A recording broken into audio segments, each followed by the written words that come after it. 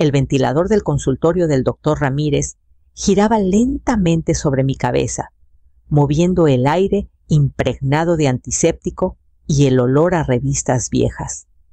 Con el pulgar recorrí las ranuras del reposabrazos de madera, intentando ignorar la rigidez en mis rodillas. A los 73 años, cada dolor parece susurrarte que algo está a punto de fallar para siempre. Había ido ahí solo para preguntar por esa opresión en el pecho que sentía al subir las escaleras de la entrada de mi casa, nada más. Pero mi mente ya estaba con Emiliano preguntándome dónde estaría, si se acordaría de llamarme el domingo, como solía hacerlo cuando Esteban aún vivía. La enfermera salió y dijo mi nombre con una voz alegre ajena a todo. Me moví para levantarme cuando mi celular vibró en la palma de mi mano. El nombre de Emiliano apareció en la pantalla y por un instante sentí un alivio cálido, como si el universo me hubiera dado un pequeño respiro. Toqué el círculo verde y llevé el teléfono a mi oreja. Emiliano. Su voz sonó tan apagada que apenas la reconocí. Mamá, mañana nos vamos de viaje. Tragué saliva. ¿A dónde? A Europa. Necesitábamos un cambio. Intenté imaginarlo en un avión, el mismo niño inquieto que pateaba el respaldo del asiento en los viajes por carretera. No entiendo, balbuceé. Vendimos la casa de la sierra y tu coche, dijo como si hablara del clima. El dinero ya está disponible desde esta mañana. Tienes que desalojar antes del viernes. Lo siento, pero no tuvimos otra opción. Mi visión se nubló. Presioné la palma contra mi frente, sintiendo que el aire se volvía más delgado. ¿Vendiste mi casa? Necesitábamos el dinero. Suspiró un sonido áspero en mi oído. No es como si necesitaras tanto espacio. Estarás bien. Y luego colgó. Así sin más. Sin explicaciones, sin darme chance de formular la pregunta que me quemaba en la garganta. La enfermera me miraba con preocupación cortés. Me obligué a ponerme de pie. Mis rodillas temblaban, pero logré seguirla hasta la pequeña sala de examen. Me senté en la camilla, cubierta de papel, escuchando el crujido del papel bajo mi peso, e intenté recordar cómo respirar. El doctor Ramírez entró sonriendo, pero su expresión cambió al ver mi rostro. «Señora Salazar, ¿está usted bien?»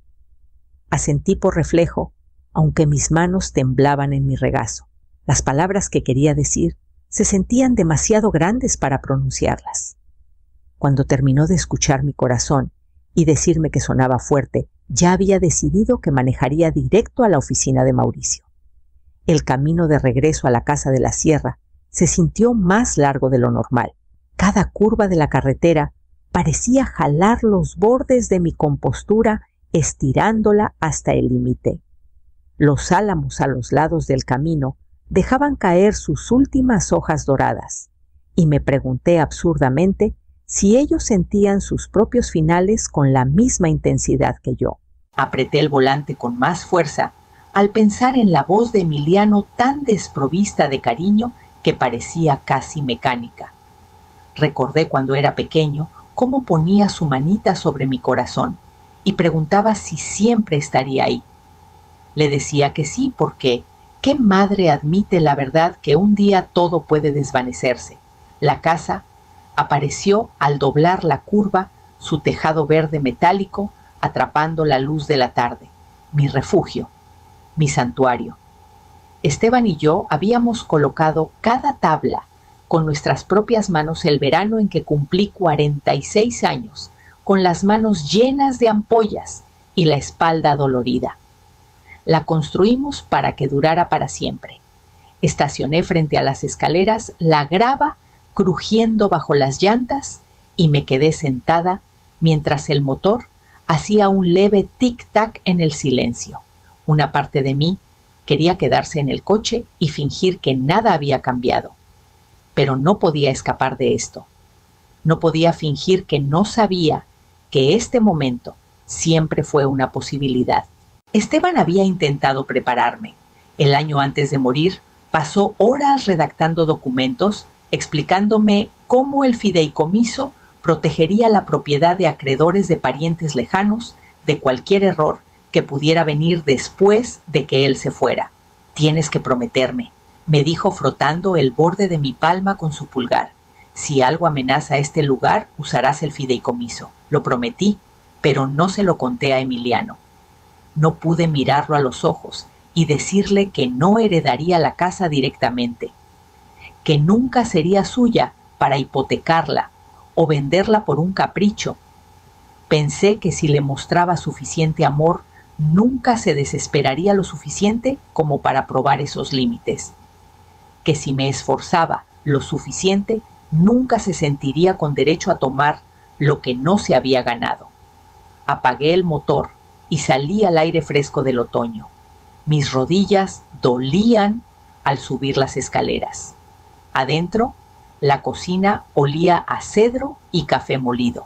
La casa se sentía exactamente igual que el día anterior, pero yo ya no era la misma mujer que cruzaba el umbral. Dejé mi bolso en la mesa y alcancé la carpeta en el gabinete, la que tenía la letra cuidadosa de Esteban. Necesitaba saber que el fideicomiso seguía intacto antes de hacer cualquier otra cosa. La oficina de Mauricio Torres tenía esa calma silenciosa y anticuada que siempre había tenido el tipo de lugar donde parecía que nada podía salir mal. Lo elegí como nuestro abogado hace casi 30 años porque Esteban dijo que era confiable, y en todo ese tiempo nunca me demostró lo contrario. Aún así, sentí el temblor en mis manos al dejar la carpeta en su escritorio. Me miró por encima de sus lentes de lectura y la abrió con la paciencia deliberada que siempre admiré. «Recibiste una llamada de Emiliano», dijo más como afirmación que como pregunta. Asentí sintiendo las palabras atorarse en mi garganta. Mauricio comenzó a hojear los documentos del fideicomiso, las páginas amarillentas crujiendo suavemente bajo sus dedos. Se detuvo una vez para entrecerrar los ojos ante la firma de Esteban, luego la mía. «Este fideicomiso», dijo después de un momento, «sigue siendo completamente válido. Tú eres la única beneficiaria y fideicomisaria. Eso no ha cambiado». Exhalé, pero el alivio duró poco. Entonces, ¿cómo pudo vender la casa Mauricio? Apretó los labios. No puede venderla legalmente. Lo que hizo fue registrar un acuerdo de venta con el registro público, probablemente haciéndose pasar por el propietario legítimo. Eso crea una transacción pendiente que, si no se impugna, puede proceder. O falsificó tu consentimiento, o afirmó que le diste un poder notarial. El calor me subió por el cuello. No firmé nada. Y definitivamente no le di ningún poder notarial. Eso lo hace fraudulento, dijo con calma. Lo que significa que podemos presentar una orden judicial para detener la transferencia. Miré más allá de él, hacia la ventana, donde las últimas hojas de arce estaban pegadas al cristal. Parecían frágiles, listas para caer. Mauricio, susurré, dijo que tenía hasta el viernes para desalojar. Asintió lentamente. Ese plazo suena correcto, a inmobiliaria. Altos de la Sierra. Es conocida por moverse rápido una vez que tienen un acuerdo firmado. Prepararé la orden judicial hoy, pero necesitas entender. Dudó luego, me miró con la misma bondad seria que me ofreció en el funeral de Esteban. Emiliano es responsable de fraude, y posiblemente de fraude electrónico, dependiendo de cómo se realizó la venta. Si sigues adelante, podría enfrentar cargos penales. Mi estómago dio un vuelco. La idea de ver a mi único hijo esposado hizo que algo en mí retrocediera. Pero pensar en dejarlo tomar todo lo que Esteban y yo construimos, todo por lo que ahorramos y sacrificamos, se sentía como una traición aún más profunda que su llamada. Intenté estabilizar mi voz. ¿Y el coche? Es un arrendamiento, ¿verdad? Asentí de nuevo. Tampoco puede venderlo legalmente, pero si transfirió la posesión o aceptó dinero, podrías tener que reembolsar a la compañía de arrendamiento para recuperarlo. Froté mi pulgar contra el borde de la carpeta de Esteban, sintiendo la leve marca de su letra. Prepara la orden judicial, dije finalmente. No quiero perder la casa. Mauricio apartó los papeles y juntó las manos. La presentaré antes de que termine el día. Vete a casa. Te llamaré cuando esté hecho. Le agradecí mi voz más pequeña de lo que quería y caminé hacia mi coche pensando en la casa de la sierra, esperándome en la última luz del día. Llegué al camino de entrada, justo cuando el crepúsculo se asentaba sobre las colinas, el cielo derramando su color detrás del tejado. Mis manos estaban rígidas en el volante y tuve que quedarme un momento antes de poder soltarlas. La luz del porche se encendió automáticamente, como si la casa misma intentara asegurarme que aún estaba ahí, que aún era mía. Adentro dejé mi bolso en la encimera de la cocina y llené la tetera, aunque no recordaba la última vez que realmente quise tomar té. Mi mente giraba en círculos, deteniéndose y empezando en el mismo pensamiento lo hizo. Mi hijo lo hizo. El teléfono sonó antes de que la tetera comenzara a silbar. Casi lo dejé ir al buzón, pero el hábito me hizo contestar. «Señora Salazar», dijo una voz brusca. «Habla Clara Montes, de Inmobiliaria Altos de la Sierra. Llamo para confirmar que tendremos mudanzas en el lugar el viernes por la mañana. Entiendo que es un momento emocional, pero necesitamos que la propiedad esté desalojada». Mi garganta se cerró. «Estoy presentando una orden judicial», logré decir. Hubo una breve pausa. «Por supuesto, es su derecho. Pero le advierto si su orden no se presenta y procesa antes de las 9 de la mañana del viernes, procederemos con el acuerdo firmado en el registro». Me agradeció con un tono que dejaba claro que no lo sentía y colgó. La tetera chilló, sobresaltándome tanto que casi dejó caer el teléfono. Apagué la estufa y me quedé ahí, el vapor empañando mis lentes. Mis manos temblaban de nuevo. Llevé la taza a la sala y me hundí en el viejo sillón de cuero de Esteban. Durante un largo rato no pude hacer más que mirar las fotos en la repisa.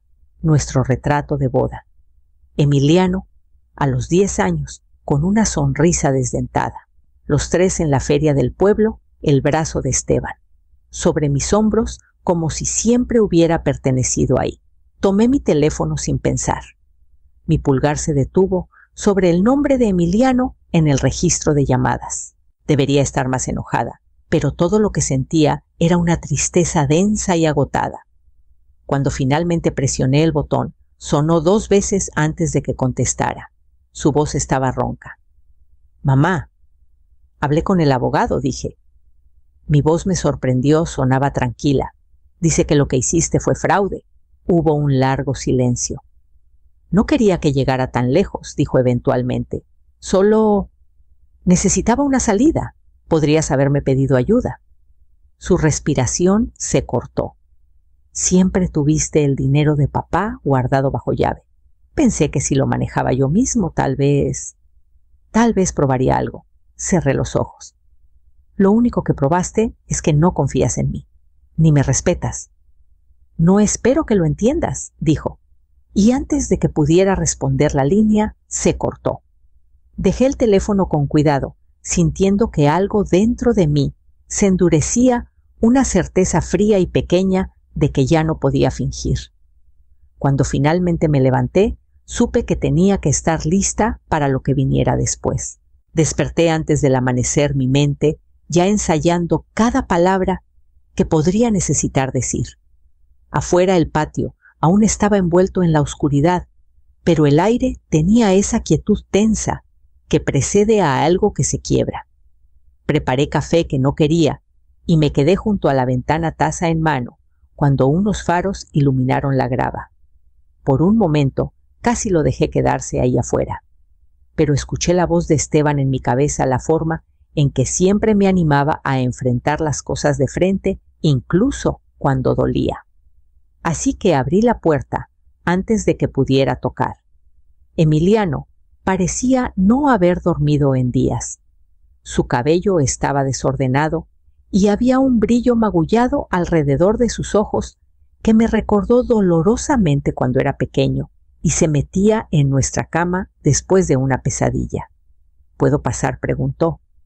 Me hice a un lado.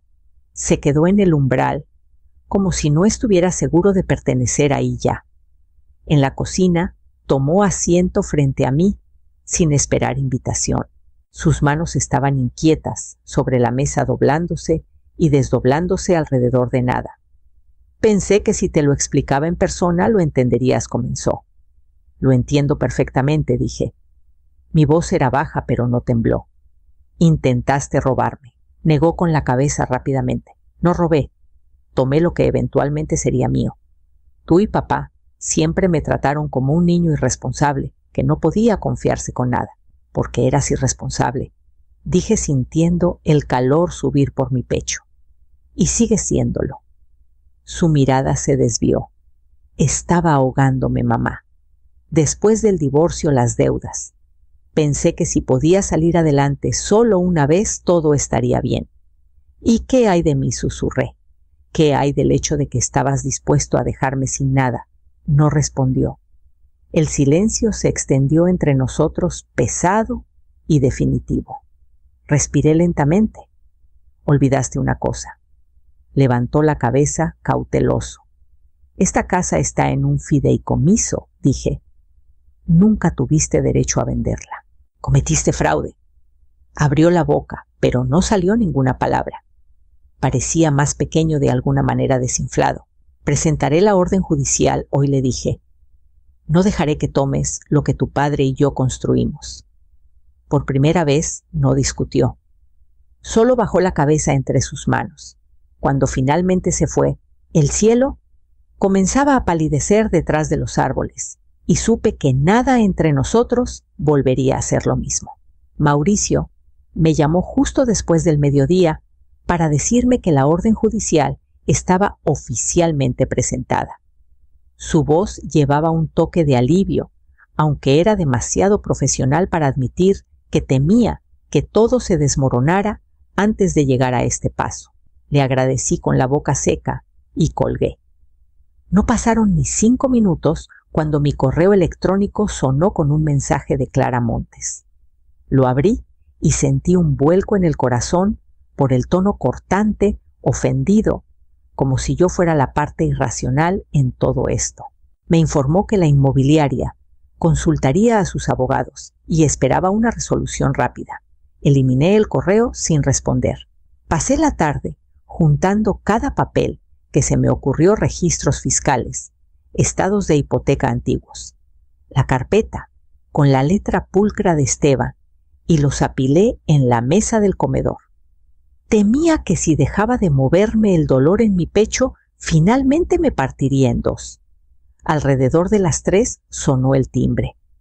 Por un momento pensé que Emiliano había vuelto para suplicar o gritar, pero cuando abrí la puerta no había nadie, solo un sobre grande apoyado contra el escalón. Lo recogí y lo giré en mis manos. La dirección de remitente era de la compañía de arrendamiento.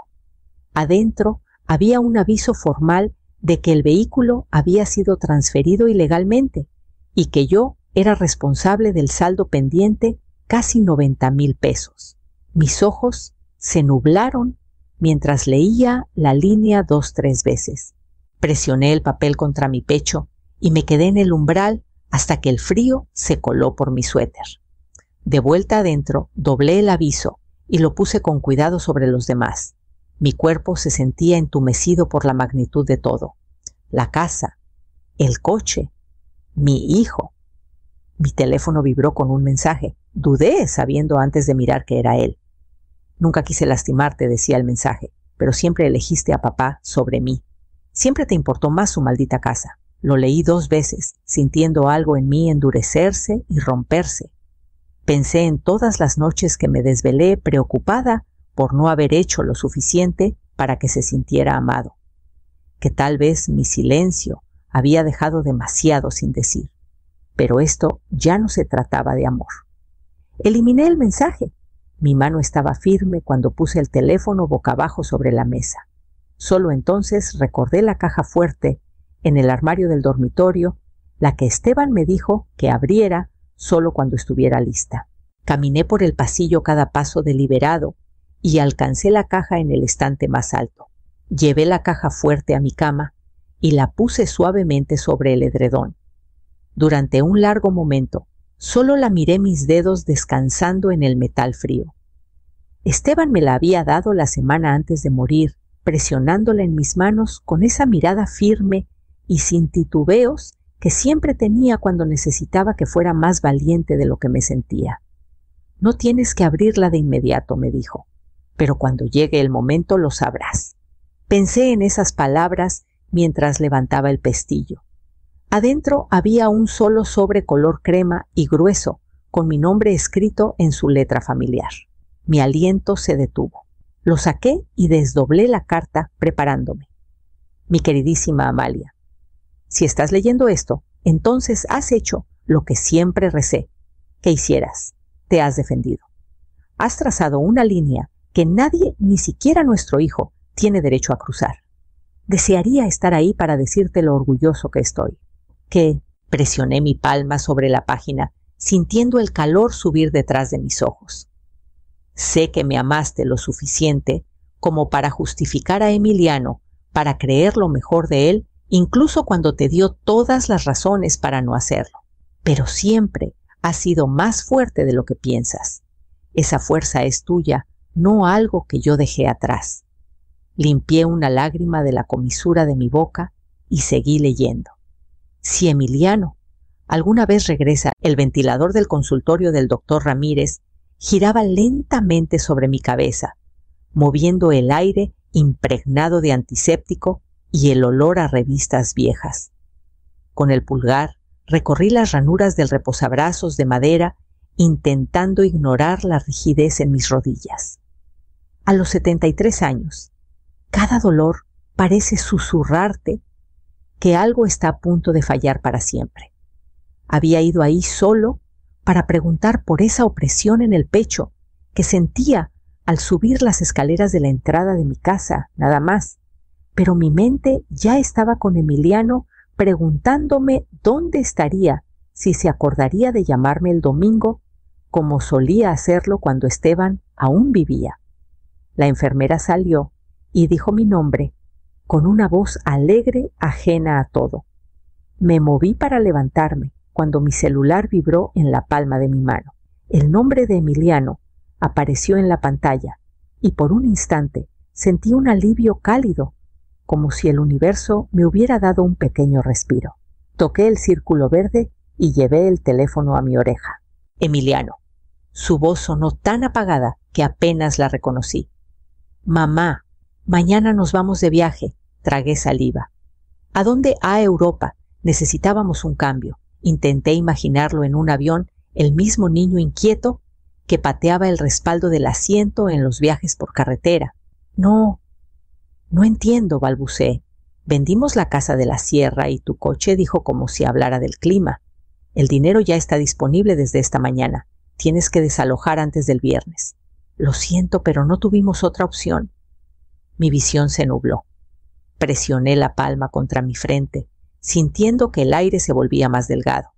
¿Vendiste mi casa? Necesitábamos el dinero. Suspiró un sonido áspero en mi oído. No es como si necesitaras tanto espacio. Estarás bien. Y luego colgó. Así sin más. Sin explicaciones, sin darme chance de formular la pregunta que me quemaba en la garganta.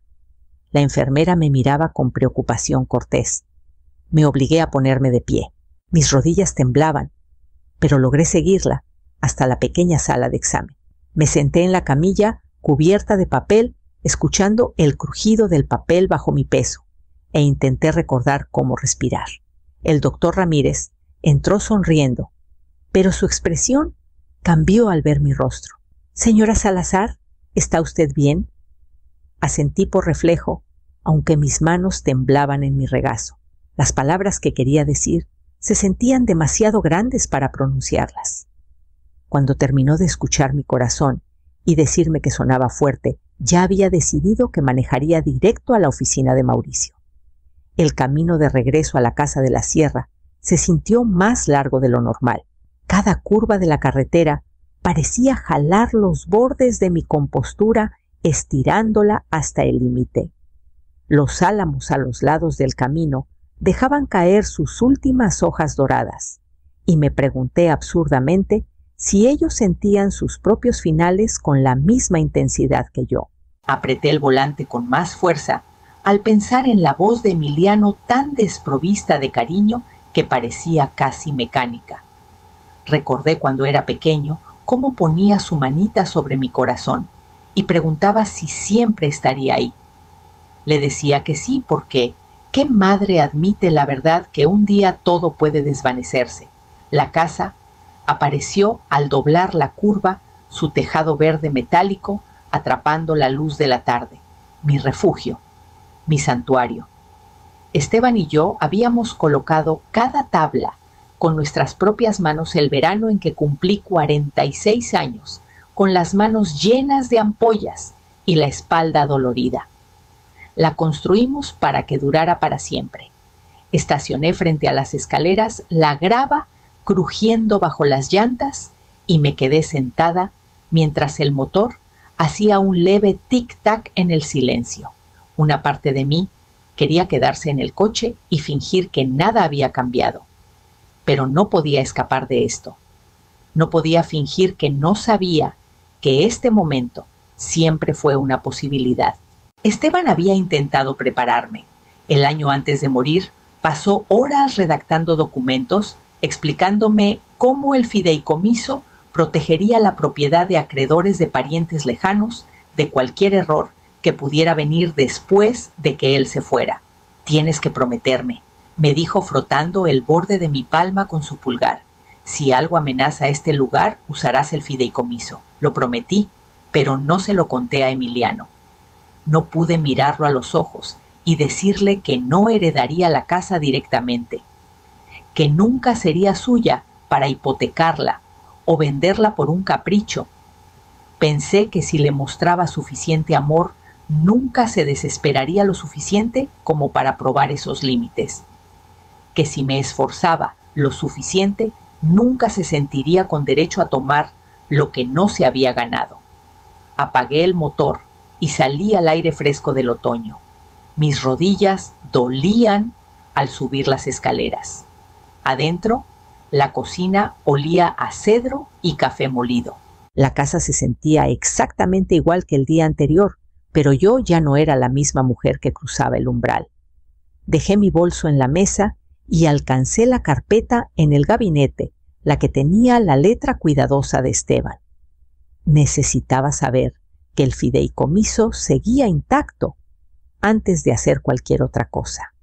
La oficina de Mauricio Torres tenía esa calma silenciosa y anticuada que siempre había tenido el tipo de lugar donde parecía que nada podía salir mal. Lo elegí como nuestro abogado hace casi 30 años porque Esteban dijo que era confiable, y en todo ese tiempo nunca me demostró lo contrario. Aún así, sentí el temblor en mis manos al dejar la carpeta en su escritorio. Me miró por encima de sus lentes de lectura y la abrió con la paciencia deliberada que siempre admiré. «Recibiste una llamada de Emiliano», dijo más como afirmación que como pregunta. Asentí sintiendo las palabras atorarse en mi garganta. Mauricio comenzó a hojear los documentos del fideicomiso, las páginas amarillentas crujiendo suavemente bajo sus dedos. Se detuvo una vez para entrecerrar los ojos ante la firma de Esteban, luego la mía. Este fideicomiso, dijo después de un momento, sigue siendo completamente válido. Tú eres la única beneficiaria y fideicomisaria. Eso no ha cambiado. Exhalé, pero el alivio duró poco. Entonces, ¿cómo pudo vender la casa Mauricio? Apretó los labios. No puede venderla legalmente. Lo que hizo fue registrar un acuerdo de venta con el registro público, probablemente haciéndose pasar por el propietario legítimo. Eso crea una transacción pendiente que, si no se impugna, puede proceder. O falsificó tu consentimiento, o afirmó que le diste un poder notarial. El calor me subió por el cuello. No firmé nada. Y definitivamente no le di ningún poder notarial. Eso lo hace fraudulento, dijo con calma. lo que significa que podemos presentar una orden judicial para detener la transferencia. Miré más allá de él, hacia la ventana, donde las últimas hojas de arce estaban pegadas al cristal. Parecían frágiles, listas para caer. Mauricio, susurré. Dijo que tenía hasta el viernes para desalojar. Asintió lentamente. Ese plazo suena correcto, a inmobiliaria. Altos de la Sierra. Es conocida por moverse rápido una vez que tienen un acuerdo firmado. Prepararé la orden judicial hoy, pero necesitas entender. Dudó luego, me miró con la misma bondad seria que me ofreció en el funeral de Esteban. Emiliano es responsable de fraude, y posiblemente de fraude electrónico, dependiendo de cómo se realizó la venta. Si sigues adelante, podría enfrentar cargos penales. Mi estómago dio un vuelco. La idea de ver a mi único hijo esposado hizo que algo en mí retrocediera. Pero pensar en dejarlo tomar todo lo que Esteban y yo construimos, todo por lo que ahorramos y sacrificamos, se sentía como una traición aún más profunda que su llamada. Intenté estabilizar mi voz. ¿Y el coche? Es un arrendamiento, ¿verdad? Asentí de nuevo. Tampoco puede venderlo legalmente, pero si transfirió la posesión o aceptó dinero, podrías tener que reembolsar a la compañía de arrendamiento para recuperarlo. Froté mi pulgar contra el borde de la carpeta de Esteban, sintiendo la leve marca de su letra. Prepara la orden judicial, dije finalmente. No quiero perder la casa. Mauricio apartó los papeles y juntó las manos. La presentaré antes de que termine el día. Vete a casa. Te llamaré cuando esté hecho. Le agradecí mi voz más pequeña de lo que quería y caminé hacia mi coche pensando en la casa de la sierra, esperándome en la última luz del día. Llegué al camino de entrada justo cuando el crepúsculo se asentaba sobre las colinas, el cielo derramando su color detrás del tejado. Mis manos estaban rígidas en el volante y tuve que quedarme un momento antes de poder soltarlas. La luz del porche se encendió automáticamente, como si la casa misma intentara asegurarme que aún estaba ahí, que aún era mía. Adentro dejé mi bolso en la encimera de la cocina y llené la tetera, aunque no recordaba la última vez que realmente quise tomar té. Mi mente giraba en círculos, deteniéndose y empezando en el mismo pensamiento lo hizo. Mi hijo lo hizo. El teléfono sonó antes de que la tetera comenzara a silbar. Casi lo dejé ir al buzón, pero el hábito me hizo contestar. «Señora Salazar», dijo una voz brusca. «Habla Clara Montes, de Inmobiliaria Altos de la Sierra. Llamo para confirmar que tendremos mudanzas en el lugar el viernes por la mañana. Entiendo que es un momento emocional, pero necesitamos que la propiedad esté desalojada». Mi garganta se cerró. «Estoy presentando una orden judicial», logré decir. Hubo una breve pausa. «Por supuesto, es su derecho. Pero le advierto si su orden no se presenta y procesa antes de las 9 de la mañana del viernes, procederemos con el acuerdo firmado en el registro». Me agradeció con un tono que dejaba claro que no lo sentía y colgó. La tetera chilló, sobresaltándome tanto que casi dejó caer el teléfono. Apagué la estufa y me quedé ahí, el vapor empañando mis lentes. Mis manos temblaban de nuevo. Llevé la taza a la sala y me hundí en el viejo sillón de cuero de Esteban. Durante un largo rato no pude hacer más que mirar las fotos en la repisa. Nuestro retrato de boda. Emiliano, a los 10 años, con una sonrisa desdentada. Los 3 en la feria del pueblo, el brazo de Esteban. Sobre mis hombros, como si siempre hubiera pertenecido ahí. Tomé mi teléfono sin pensar. Mi pulgar se detuvo sobre el nombre de Emiliano en el registro de llamadas. Debería estar más enojada, pero todo lo que sentía era una tristeza densa y agotada. Cuando finalmente presioné el botón, sonó 2 veces antes de que contestara. Su voz estaba ronca. «Mamá». «Hablé con el abogado», dije. Mi voz me sorprendió, sonaba tranquila. «Dice que lo que hiciste fue fraude». Hubo un largo silencio. «No quería que llegara tan lejos», dijo eventualmente. «Solo Necesitaba una salida. Podrías haberme pedido ayuda. Su respiración se cortó. Siempre tuviste el dinero de papá guardado bajo llave. Pensé que si lo manejaba yo mismo, tal vez probaría algo. Cerré los ojos.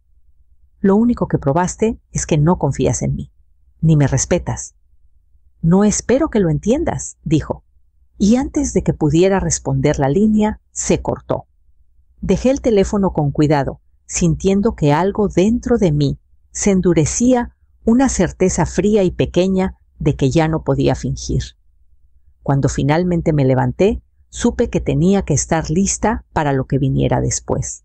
Desperté antes del amanecer mi mente, ya ensayando cada palabra que podría necesitar decir. Afuera el patio aún estaba envuelto en la oscuridad, pero el aire tenía esa quietud tensa que precede a algo que se quiebra. Preparé café que no quería y me quedé junto a la ventana taza en mano cuando unos faros iluminaron la grava. Por un momento casi lo dejé quedarse ahí afuera, pero escuché la voz de Esteban en mi cabeza, la forma en que siempre me animaba a enfrentar las cosas de frente, incluso cuando dolía. Así que abrí la puerta antes de que pudiera tocar. Emiliano parecía no haber dormido en días. Su cabello estaba desordenado y había un brillo magullado alrededor de sus ojos que me recordó dolorosamente cuando era pequeño y se metía en nuestra cama después de una pesadilla. ¿Puedo pasar?, preguntó. Me hice a un lado. Se quedó en el umbral, como si no estuviera seguro de pertenecer ahí ya. En la cocina, tomó asiento frente a mí, sin esperar invitación. Sus manos estaban inquietas sobre la mesa, doblándose y desdoblándose alrededor de nada. Pensé que si te lo explicaba en persona lo entenderías, comenzó. Lo entiendo perfectamente, dije. Mi voz era baja, pero no tembló. Intentaste robarme, negó con la cabeza rápidamente. No robé.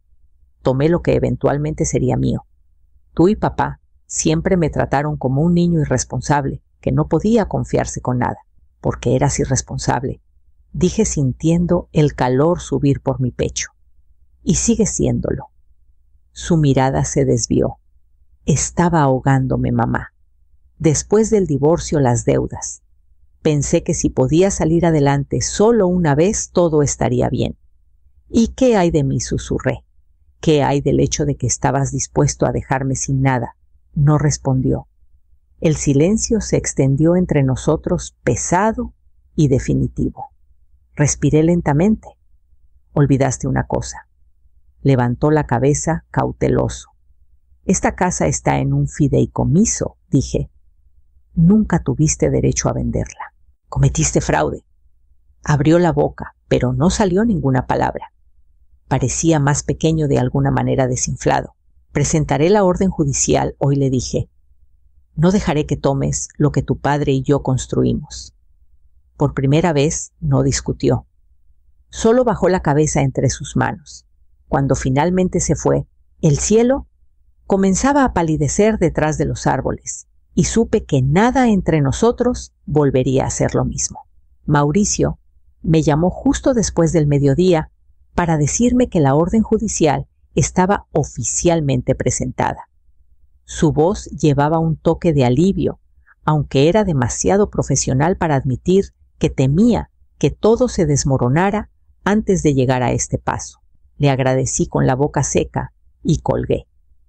No pasaron ni 5 minutos cuando mi correo electrónico sonó con un mensaje de Clara Montes. Lo abrí y sentí un vuelco en el corazón por el tono cortante, ofendido, como si yo fuera la parte irracional en todo esto.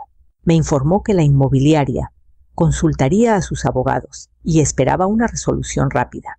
Eliminé el correo sin responder.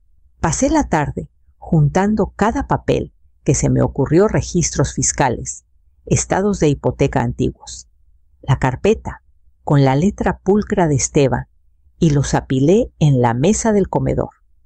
Temía que si dejaba de moverme el dolor en mi pecho, finalmente me partiría en dos. Alrededor de las 3 sonó el timbre. Por un momento pensé que Emiliano había vuelto para suplicar o gritar, pero cuando abrí la puerta no había nadie, solo un sobre grande apoyado contra el escalón. Lo recogí y lo giré en mis manos. La dirección de remitente era de la compañía de arrendamiento. Adentro había un aviso formal de que el vehículo había sido transferido ilegalmente y que yo era responsable del saldo pendiente, casi 90,000 pesos. Mis ojos se nublaron mientras leía la línea 2-3 veces. Presioné el papel contra mi pecho y me quedé en el umbral hasta que el frío se coló por mi suéter. De vuelta adentro, doblé el aviso y lo puse con cuidado sobre los demás. Mi cuerpo se sentía entumecido por la magnitud de todo. La casa, el coche, mi hijo. Mi teléfono vibró con un mensaje. Dudé, sabiendo antes de mirar que era él. Nunca quise lastimarte, decía el mensaje, pero siempre elegiste a papá sobre mí. Siempre te importó más su maldita casa. Lo leí 2 veces, sintiendo algo en mí endurecerse y romperse. Pensé en todas las noches que me desvelé preocupada por no haber hecho lo suficiente para que se sintiera amado. Que tal vez mi silencio había dejado demasiado sin decir. Pero esto ya no se trataba de amor. Eliminé el mensaje. Mi mano estaba firme cuando puse el teléfono boca abajo sobre la mesa. Solo entonces recordé la caja fuerte en el armario del dormitorio, la que Esteban me dijo que abriera solo cuando estuviera lista. Caminé por el pasillo cada paso deliberado y alcancé la caja en el estante más alto. Llevé la caja fuerte a mi cama y la puse suavemente sobre el edredón. Durante un largo momento, solo la miré mis dedos descansando en el metal frío. Esteban me la había dado la semana antes de morir, presionándola en mis manos con esa mirada firme y sin titubeos que siempre tenía cuando necesitaba que fuera más valiente de lo que me sentía. No tienes que abrirla de inmediato, me dijo, pero cuando llegue el momento lo sabrás. Pensé en esas palabras mientras levantaba el pestillo. Adentro había un solo sobre color crema y grueso, con mi nombre escrito en su letra familiar. Mi aliento se detuvo. Lo saqué y desdoblé la carta preparándome. Mi queridísima Amalia, si estás leyendo esto, entonces has hecho lo que siempre recé que hicieras. Te has defendido. Has trazado una línea que nadie, ni siquiera nuestro hijo, tiene derecho a cruzar. Desearía estar ahí para decirte lo orgulloso que estoy. Que presioné mi palma sobre la página, sintiendo el calor subir detrás de mis ojos. Sé que me amaste lo suficiente como para justificar a Emiliano, para creer lo mejor de él, incluso cuando te dio todas las razones para no hacerlo. Pero siempre has sido más fuerte de lo que piensas. Esa fuerza es tuya, no algo que yo dejé atrás. Limpié una lágrima de la comisura de mi boca y seguí leyendo. Si Emiliano alguna vez regresa a ti, y si lo hace con un entendimiento real de lo que hizo entonces, perdónalo. No porque lo merezca, sino porque tú mereces la paz que viene al soltar esa carga. No tienes que llevar sus fallas como propias. Doblé la carta y la puse en la mesita de noche. Mis hombros temblaban mientras tomaba una respiración larga, sintiendo el dolor y el alivio mezclarse en mi pecho. Todos estos años me pregunté si estaba haciendo lo correcto al mantener el fideicomiso aparte de él. Ahora, por primera vez, supe que sí. Volví a meter la mano en la caja y encontré un último objeto, la pequeña llave de latón del cajón del escritorio de Esteban. Él guardaba ahí sus papeles más personales, cosas que no quería que nadie encontrara hasta el momento adecuado. Era tarde, pero no me sentía cansada. Llevé la llave al escritorio, junto a la ventana, la deslicé en la cerradura y la giré. Adentro, sobre una carpeta de pólizas de seguro viejas, había otro sobre, con mi nombre escrito en la misma letra cuidadosa. Tomé el segundo sobre y sentí una extraña calma asentarse en mí. Mi corazón ya no galopaba con miedo o enojo, solo marcaba un ritmo constante, como esperando ver quién sería yo una vez que terminara de leer. Me senté en el viejo escritorio de Esteban, el borde desgastado por décadas de sus manos. La lámpara arrojaba un brillo suave sobre el papel mientras rompía el sello. Amalia, si has abierto esto, significa que ya has hecho la parte más difícil. Te has defendido y has reclamado lo que siempre fue tuyo.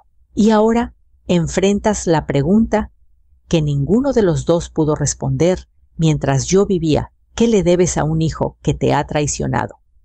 Dejé la carta descansar en mis rodillas con los ojos cerrados.